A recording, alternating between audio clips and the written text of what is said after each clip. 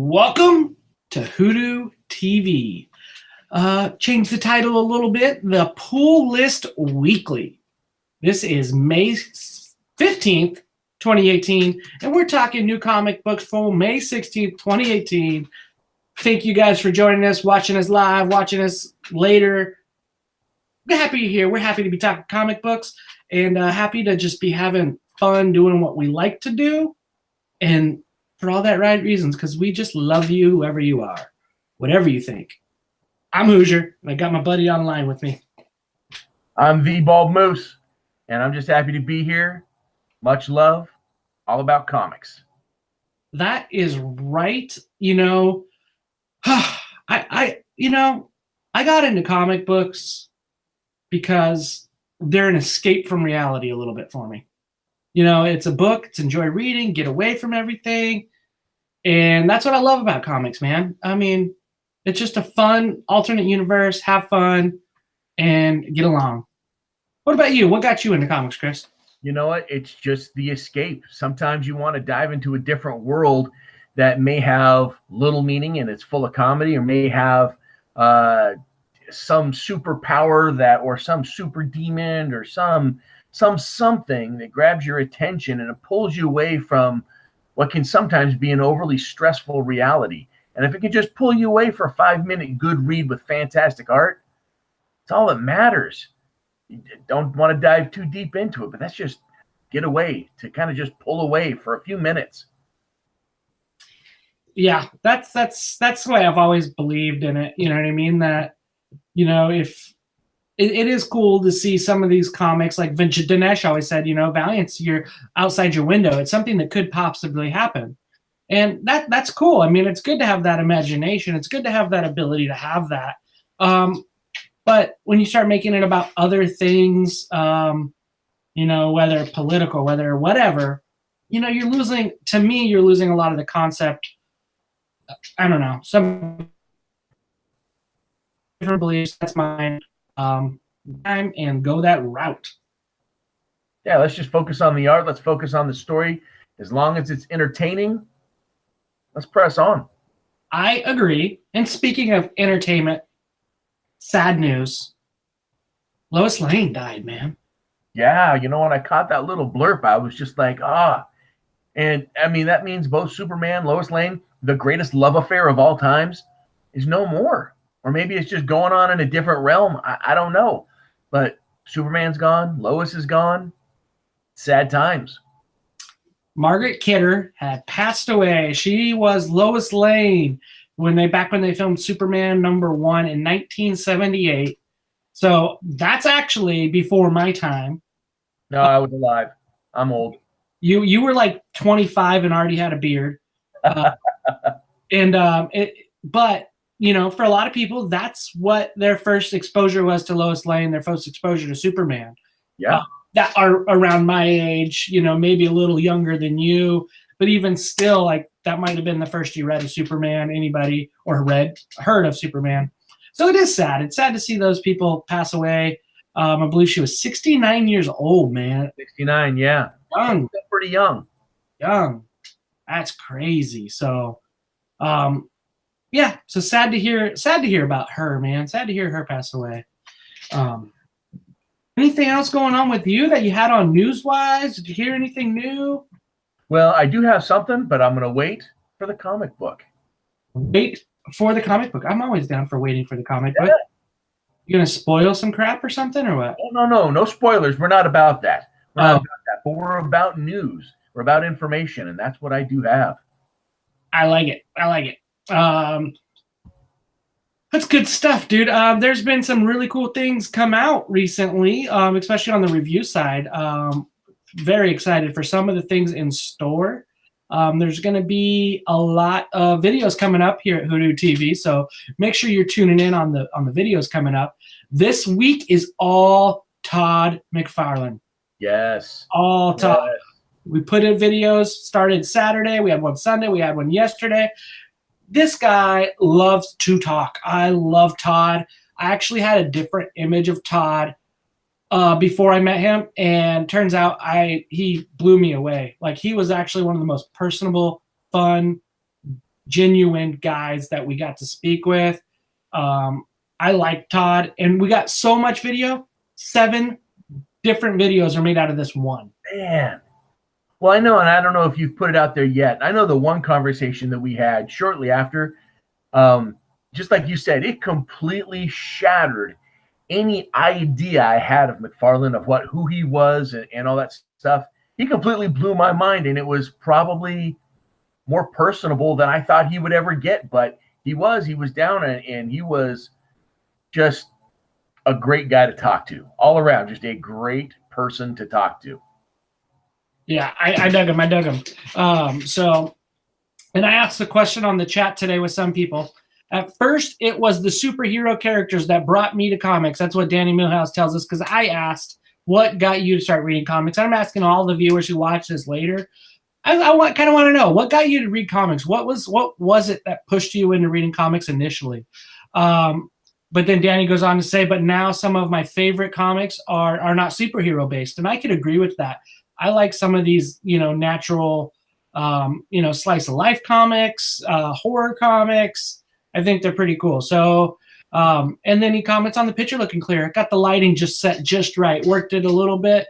That way, lighting setup. That's key. Lighting is important. You notice my dark mug here. I don't have that lighting. We got to figure that out, guys. Got to figure that out. But yeah, coming back to Todd. Todd's freaking awesome. I liked the one, we put out the one about comic book numbering, right? And Todd's view of comic book numbering is interesting. And I agree with him, but he is very passionate about that. And it's weird to think that at one time, Actions and Detectives and all of them started renumbering. And at one time, like, Spawn was like the largest numbered comic book, which is crazy. Even though then they went and legacy numbered and built it back up, and we just had Action number 1,000. I think they just hit 1,001. Yeah, and actually, you said Lois Lane died, and I was thinking 1,001. Is that what Brian Michael Bendis' new story is? Is that where he's starting? Lois Lane? That's what I thought at first. I was like, what is Bendis doing, dude? He's these people off the gate, and then it turned out it was Margaret Kidder. Oh, but still, damn. I thought you were saying that Bendis was killing Lois Lane in 1001. Well, no, you text me saying, "Hey, you want to talk about Lois Lane dying?" Right. I thought was 1001, the 101 issue with Bendis. He killed her right away, and I'm like, "No way, no, he didn't." And yeah, it just threw me for a loop. It was kind of interesting, and it's kind of a bittersweet either way, I guess. Okay, now I'm picking up what you're putting down. There we go.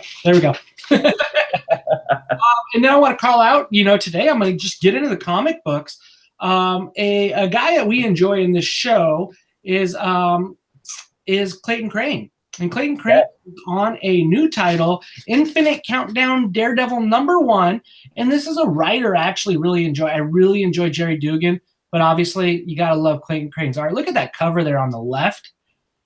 He's so beautiful covers, man. I really like what he does and his ability, because most of what he does is paint oriented. Mm-hmm. But then he can do so many other different little tweaks with all of his technology.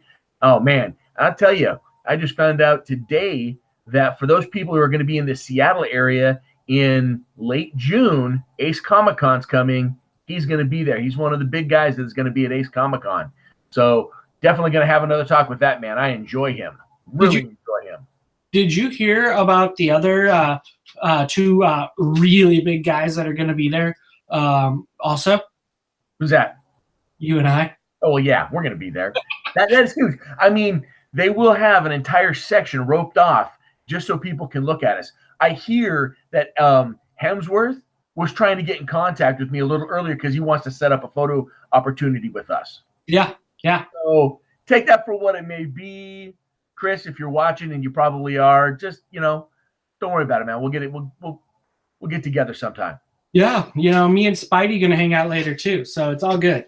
So, but we're going to be there too. Humble, check us out. We're going to be there. So if you guys are there, Ace Comic-Con, hope to see you guys there. Some huge stars are there. Some creators are going to be there. But that's fun.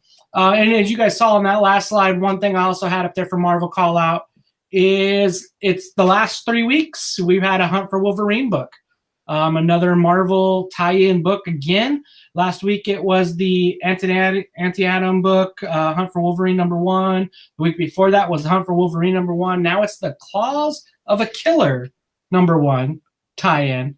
So Marvel is kind of subtly doing this one. They're not announcing it crazy as a big event, but nonetheless, it's still a big. Yeah, they're making it a big to-do. It may not be a big event, but it's a big to-do. When you have back-to-back-to-back jacks of anything about one particular individual, they want it to be a huge splash. So it's a non-event. Right, and they're like a lot of number 1 in 4s, 1 in 5s, 1 of 5s.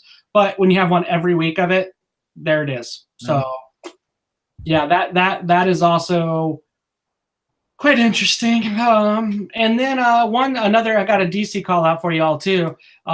It is a Scott Snyder book, New Challengers #1, 1 of 6. This is they say it's from the pages of Dark Knight's Metal. Challenger Mountain has returned to the DC universe.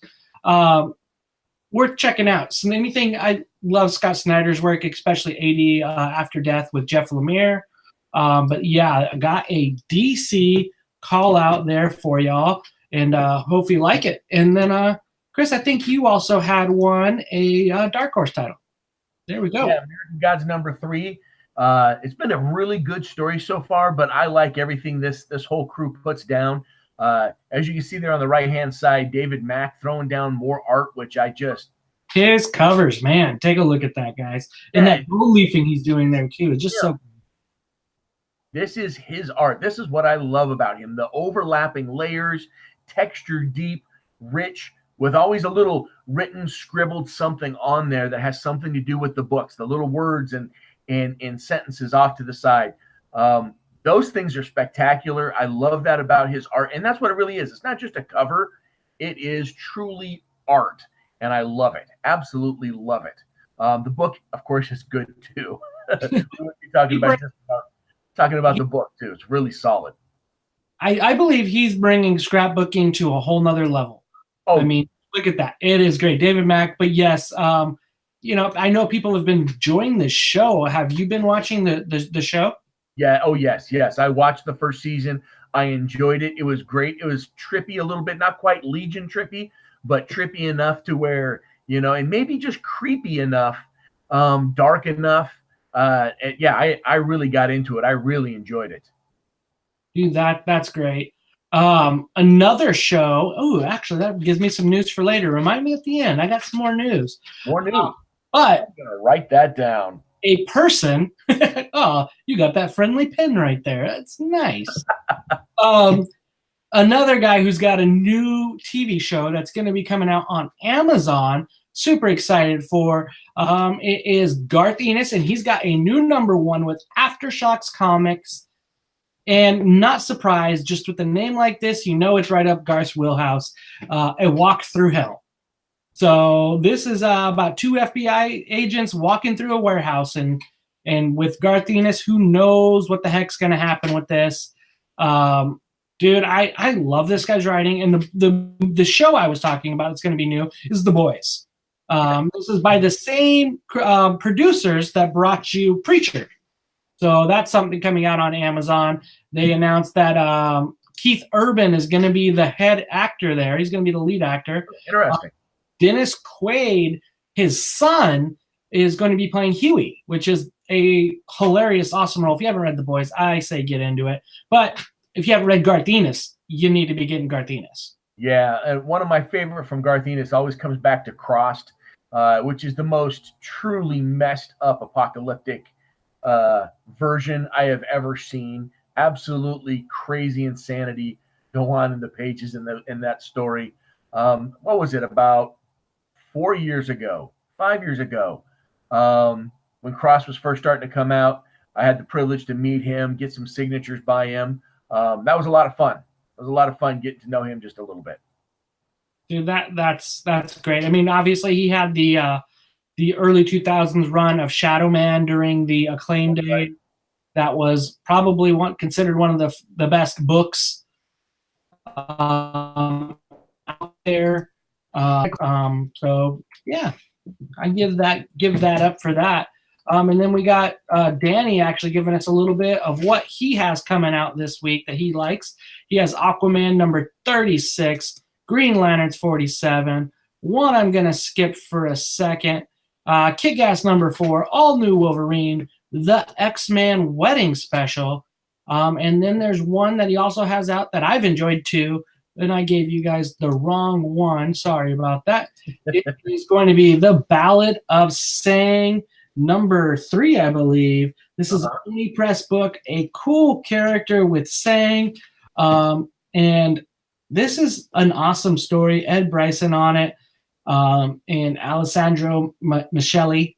We did a review of number 1. Worth the look, an Oni Press book. It is pretty cool. It's pretty violent. Lots of little crime. I dig it. Yeah, of course. And then I know there was one that both of us kind of had on our list because it's a creator that we both like, and that's good old Matt Kent with his another arc of Ether coming out. So the Copper Golems. Yeah, and I've had fun following this whenever I can catch it in a trade paperback or what have you. This might be just one that I pick up and just right from this point follow this arc. It's going to be it should be quite interesting. I have faith when it comes to odd stuff in Matt Kent. Just nod your head and say yes. It's going to be trippy. And I nodded my head, but there is an image in front of my head right now, so you can't see it. So hopefully you nodded your head at your house, people, because you have a Matt Kent book, and then you also got another creator who we all like too. And this book has been phenomenal. Danny put it on his pull list. Gideon Falls number 3. It's that Green Arrow creative staff that was there with Lemire and Sorrentino. Gideon Falls, man. It is crazy good, like you just said on the chat. Love it, man. So. Yeah, and even more special is to talk a little bit about just how good this book is. The second printing of number 2 comes out tomorrow, and the third printing of number 1 comes out tomorrow. So, there's a lot of people reaching out there and reading this book, picking it up. I mean, you get 3 sellouts, your book is really strong. And this has been, month after month, you've been getting these solid sellouts. So this is a great story. And we're starting to get about the time where Lemire likes to say, boom, here's a ton of information to freak your mind out and really get your head spinning a little bit. And now I'm going to start taking, it's kind of that, you're going on the roller coaster and here's the first episode, and then you're getting up there with the second episode, and your third and fourth book, you start to get over that crest and you start doing all the spins and going down and stuff like that. So I'm looking forward to this book and the next books because it's going to be intense. We're still a long ways away from the loop-de-loop. The double loop and the corkscrew is not that. We're just about to have the fall to get the speed going. So, yeah, I dig it. And then you, like I say, you introduced me to a book. I had read the first couple issues that you're starting to like, and there we go. Oh, my goodness. I'll tell you something. Well, I caught wind of this book on the number 1, and I read it and I was just floored, but I didn't have the time to do a write-up. So, I mean, it was just one of those books where you've got to have the lights out. It's scary. It's freaky. So then I read number 2. I have to do a review on this and typed it up. Just finished writing a review on number 3. This 5-book series is a knockout.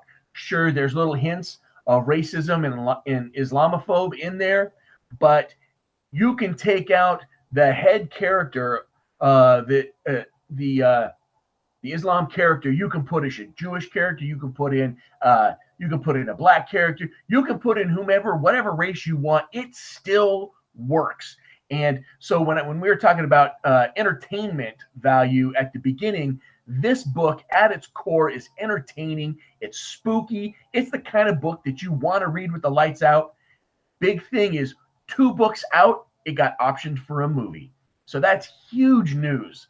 And these guys are just, these are just a couple of guys that got together because the author likes to tell tales of interracial relationships and the strain that it causes on everybody around him. And he's a great storyteller, and he does a fantastic job.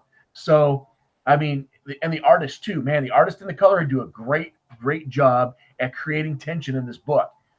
Check out my review, pick this book up, read it. The movie's going to be a showstopper. If it's anything like the books, the movie's going to be a showstopper. That's awesome, man.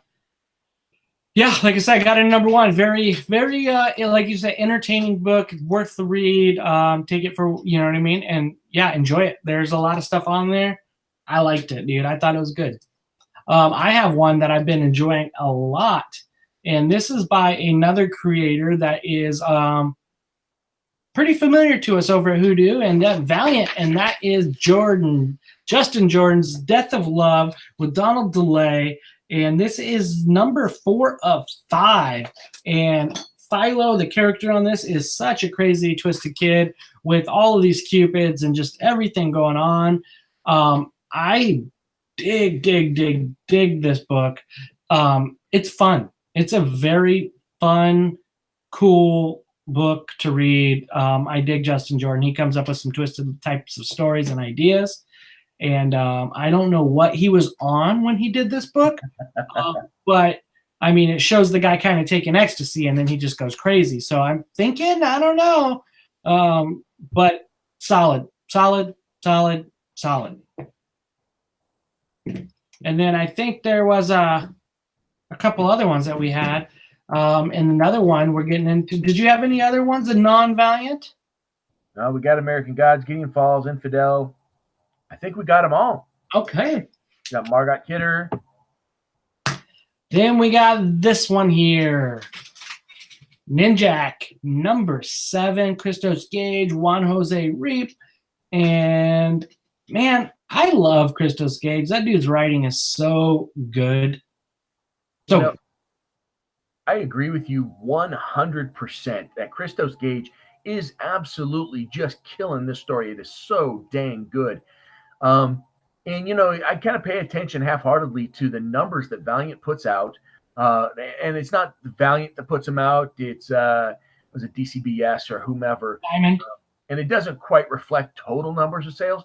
But if I had one book that I wanted to introduce a new person to in Valiant, and they liked anything Batman-oriented, I would definitely want to show them this book. This book has been fantastic when it comes to spy versus spy type of books, especially in the first arc. Now we're starting to get into some hardcore bad guys, and I'm really looking forward to this because that whole bad guy lineup is fantastic. All bad guys that we've had back and forth from Valiant in the past that haven't been killed off. And I'm really hoping that this springboards into something much, much bigger. Nice. Yeah. Man, and we're getting these team ups coming on right now with this too, which is pretty cool. We're getting to see more of the coalition. We're getting to see more of the tie-ins with Dr. Mirage coming into the play. More of the tie-ins with Livewire, with Punk Mambo. Getting a lot of different characters because we already saw some of the villains in the story. Now we're getting to get some of the team that is going to get together with Ninjak. And yeah, phenomenal. You don't need to know these characters. They kind of introduce them because some of them, it's their first time connecting in the Valiant universe. So they're kind of doing it in a way where they're introducing each other to each other in a way that allows you to kind of get into it. So if you haven't gotten into Ninja K or Ninjak or Valiant, this might be a good spot, even right here in this arc. Jump in and go that route. And one other one. What is that one? It has to do with a guy that's got a circle on his chest, but more importantly, it's about a specific animal with a circle on its eye. And it is Bloodhound. Who are you going to call? We got some Bloodhound. Bloodshot Salvation #9. This is basically the origins of Bloodhound, and this guy right here. This is what I got from David Barron off of this. You gotta love some Bloodhound, dude. Really cool. You get to get an idea of who Bloodhound is, where he was originated, how he kind of got turned into this amazing initial Bloodshot. Like he was the OG, one of the OGs. Yeah. Got to give it. So, yeah. Covers, man. These covers, solid. And I think when it comes to the fans, they have a specific love for this dog, and it sounds silly that this animal isn't a main character. It's not a front character, so it's great to get this little one shot in there.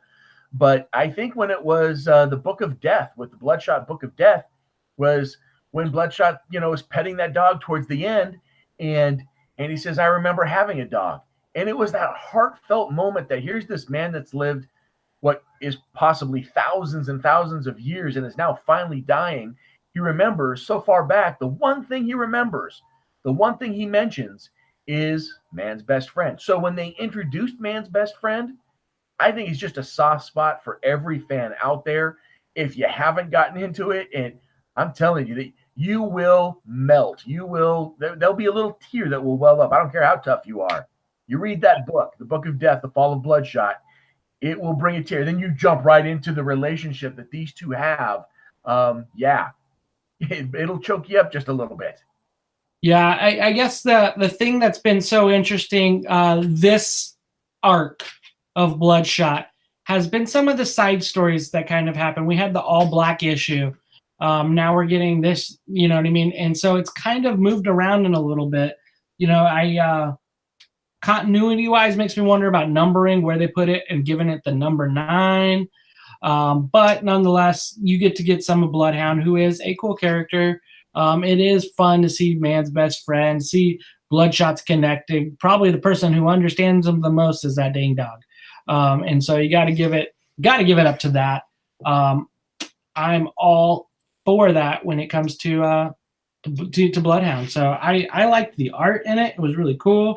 Some Ray Fox and Renato Guedes in there. And then it gets you right back into to where we're at, kind of, and not really. It actually read the book. Yeah, get in there. Read the book. Don't spoil anything. We're not going to do it. No. And then, you got anything else? You got anything else you're covering? Well, we do have a big compendium book that's coming out this week as well. Thing is a fatty, bro. McFatty. It is a juicy, juicy book that contains everything Harbinger Wars from the first Harbinger Wars series. It has the Bloodshot tie-ins. It has the Harbinger Kids tie-in. It has everything right on down to the war. And it's fantastic. I've got a lot of people around me that are just jonesing for this book, because you can read everything Bloodshot, you can read everything Harbinger, then you get to read everything that ties in together, all together, laid out in the proper format as it happens. So instead of, got to find this comic, get this comic, and which one came first, it's all going to be laid out there for you. Can't beat that. That's great. And I can't remember what the price is. Do you? I think it's $50 or $49.99, which it might be more than that. Well, you think about that. You got a year, you got 2 years of comics, so that's 24, plus an event and the event comic books that revolve around it. So you're looking, 30 issues, something like that, maybe. Oh yeah, the Harbinger Wars. Yes. Yeah, there's 30-ish issues, I think. Right, not quite as big as the new EXO coming out, but it is huge. You're looking, Harbinger Renegades 1 through 14, Bloodshot 1 through 13, and then you got Harbinger Wars 1 through 4. So that is a ton of different titles there. I mean, that's a lot, and those were some great books there. Dwayne Straczynski and Joshua Dye's art, and then you got Clayton Henry's art and Kyrie Evans' art. Yeah, that is a solid one. So Yeah, good call out on that. I forgot to call that one out, but that's get you ready for read all of those before you get to Harbinger Wars 2. Yeah, you'll give you a solid background. Yeah, And it's cheaper than buying every single comic book. Yeah, it's really good. Sucks that I already have all those though.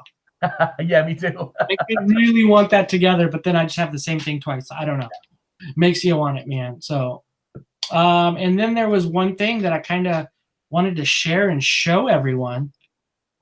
Do you want to see what it is? Yeah, I do. I'm curious. I want to see what it is. I will get this going for us. Hang out. I'm excited to see what everybody has to say about this. Yes. Yes.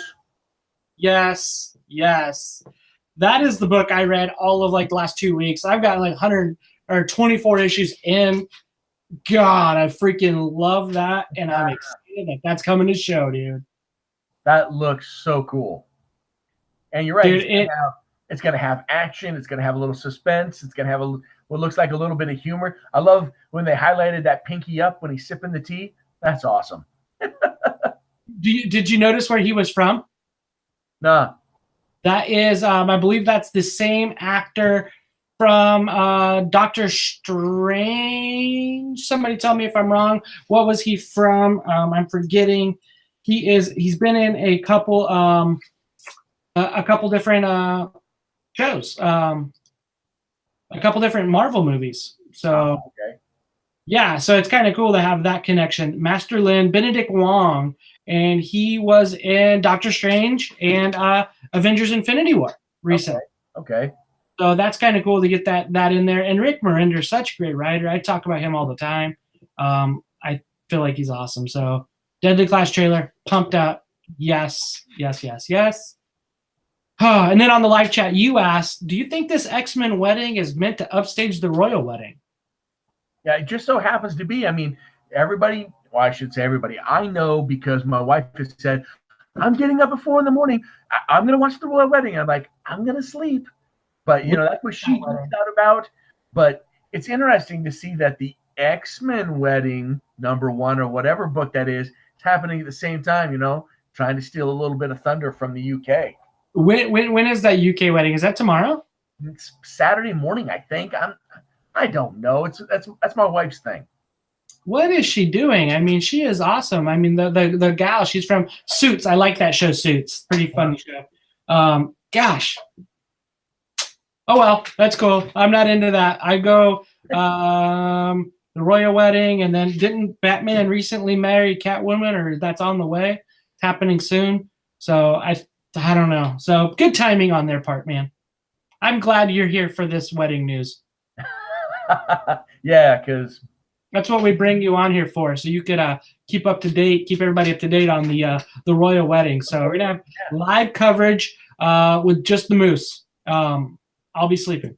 Well, I did hear that someone will be wearing Batman underwear, so that's important. Is that you? Yes, but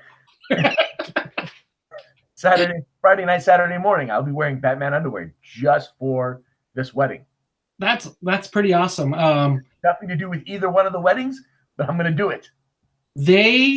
Valiant needs to come out with some like kiddie underoos, like that way kids can enjoy the same things like growing up that having those underoos, Superman underoos and the Batman. Yeah, about as close as they got were socks. Socks, that's right. They had socks, so yeah. That's okay. So got with some of those socks. That's awesome, man. Well, dude, I thank everybody for jumping on. Do you have anything else? No, man, that covers everything. Dude, nice. And you guys, if you guys tell us what you're reading, we always want to know what you're reading. We want to thank everybody jumped on live. Danny getting in on the live chat. We appreciate it, Danny. Always good to hear from you, man. But tell us what you're reading. Tell us what came out. Were there any hits or misses on our list today? Let us know. Like to hear what you guys got to say. Tell us what you think of that Deadly Class trailer too. Are you excited for it as I am? Because I'm pretty excited. Yeah. That's what we got today. See you guys at Ace Comic-Con in a couple months. A month already, dude. So enjoy your books. Happy reading, guys. And Enjoy your comic books for what they are, entertainment, and enjoy it. Have a nice night.